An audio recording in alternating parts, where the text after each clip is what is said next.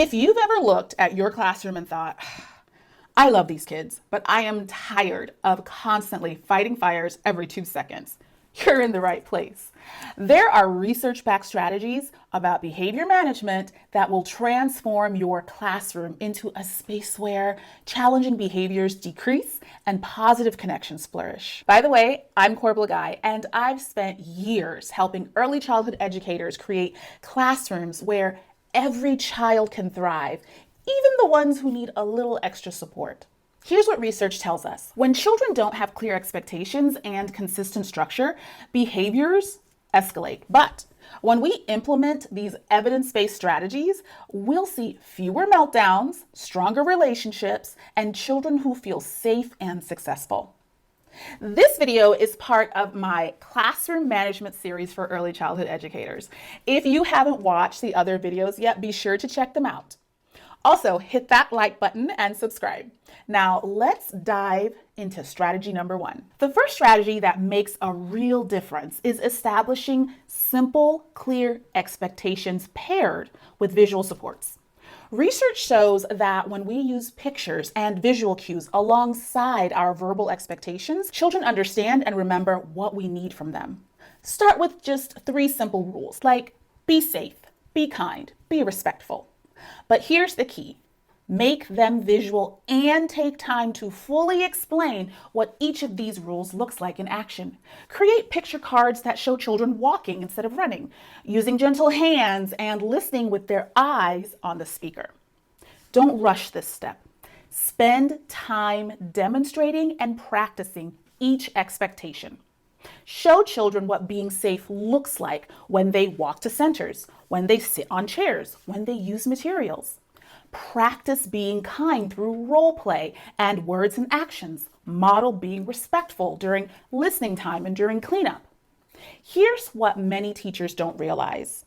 You need to practice these expectations a lot longer than you may think, especially after weekends or holiday breaks when children need to rebuild those routines. Plan to reteach and practice your expectations for at least a week after any extended break. Post visuals at children's eye levels across your room and refer to them consistently. Instead of stop running, point to your visual and say, show me safe walking feet, like in our picture. For non-readers especially, these visual supports become their roadmap for success. When 4-year-old Maria sees the picture of children sitting crisscross during story time, she knows exactly what's expected without needing constant verbal reminders. The magic happens when children start using these visuals to self-regulate and even help remind their friends of the expectations. Strategy number 2 builds the foundation that prevents many challenging behaviors, predictable routines, and structured transition. Research shows that preschool and kindergarten students thrive when they know what comes next because predictability reduces anxiety and builds trust. Create a visual schedule showing your daily routine in both pictures and simple words. But don't stop there. Make transitions smooth by using timers or countdowns and transition songs or signals. Here's how to make transitions work. Give a 5-minute warning, then a 2-minute warning. Then use a consistent signal like a chime or a song to begin the transition. In 2 minutes, we'll clean up centers and move to our carpet for story time. Listen for our cleanup song. When children know that centers always last 20 minutes and cleanup always happens when they hear the special song, they feel secure. That security translates into cooperation instead of resistance. The research is clear. Structured routines don't limit children's creativity. They create the safe framework where creativity and learning can flourish. Strategy 3 focuses your attention where it matters the most, catching children doing the right things. Instead of waiting for problems to correct, we actively look for positive behaviors to reinforce with specific praise. But here's the secret to making praise powerful. Be specific. Be specific about what you notice. Instead of good job, try thank you for using your walking feet in our classroom.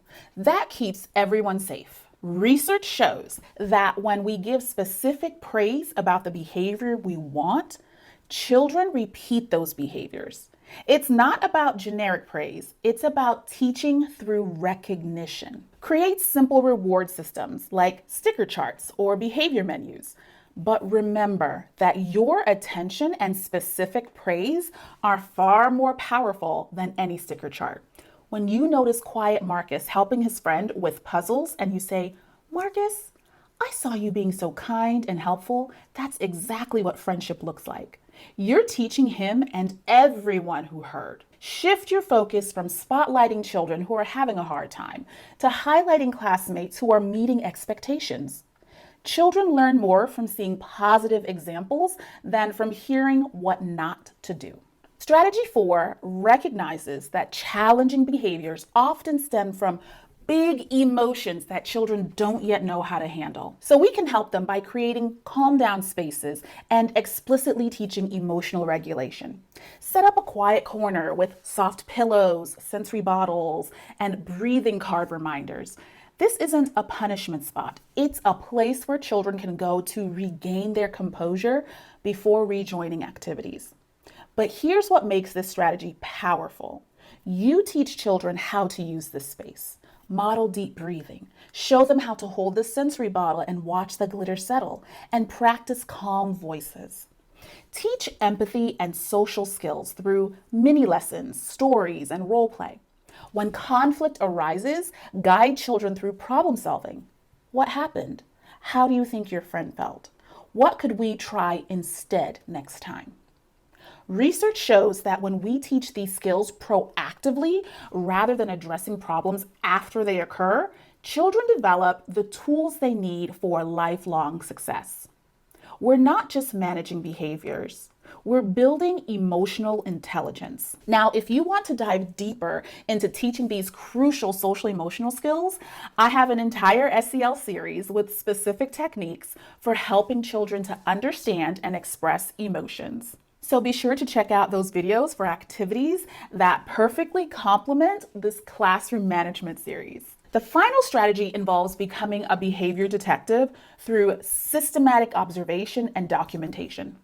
When we track patterns, we can prevent problems instead of just reacting to them. Keep simple notes about what happens before challenging behaviors occur. Is Jacob always struggling during transitions from outside? Does Emma have difficulty during large group times? These patterns tell us where to provide extra support. Once you identify patterns, create individualized strategies. So maybe Jacob needs a 2-minute warning before leaving outside play, and a job to help him with that transition. Maybe Emma needs a toy to fidget with during circle time and a spot near you. Research shows that maintaining calm, rational responses, even when behaviors are struggling, helps children to learn to regulate their own emotions. When we stay steady, we teach children that big feelings are in fact manageable. Document what works and what doesn't. This information helps you to refine your approach and communicate effectively with families and other professionals supporting the child. Here's what I want you to remember. Effective behavior management isn't about controlling children. It's about creating an environment where they can be successful. When we provide clear expectations, predictable routines, positive reinforcement, emotional support, and individualized strategies, challenging behaviors naturally decrease. You don't need to implement all 5 strategies at once. Start with one that resonates most with your current challenges. Maybe it's setting up visual supports for expectations, or creating that calm down corner you've been thinking about. Research shows us that these strategies don't just improve behavior, they enhance teacher satisfaction and create a more positive learning environment for everyone.